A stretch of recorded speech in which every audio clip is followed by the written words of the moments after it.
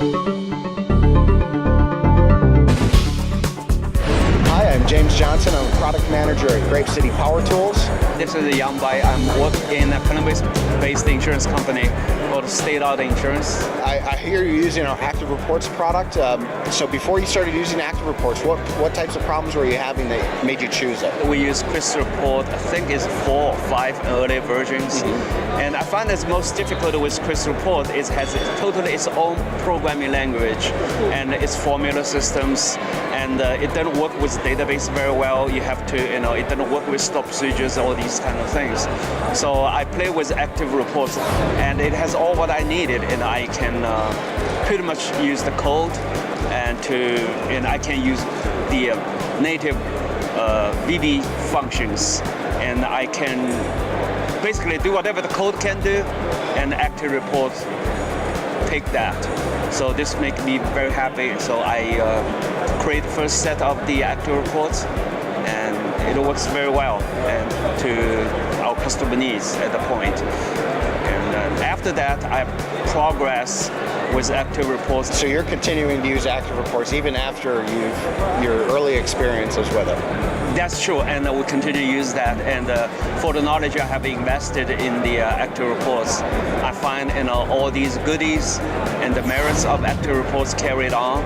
And then in the .NET environment, I think even more powerful. I can create ActiveReports into a class assemblies and share with other people to use it. I can it and just like create the parameterized reports and all these things. And basically, I'm a coder. I can do a lot of things with this dynamic tool. If you're a programmer, you want flexibility, you want power, you want to dig into it, and I think that's the tool you want to go. The rich text provides the most flexibility. I can format the section of the rich text, whether with the indenting, with bulleting, with certain fonts and up and the low, and also the superscripts and subscripts and all these things. And so that suffices the user needs. And so, this is very powerful. The flexibility of the product is really what makes it so powerful for you? That's true, and it's basically whatever the .NET has it, you harness that. I think the most powerful thing is you guys goes with .NET. Like I have a bunch of those functions. I don't have to create under the reports.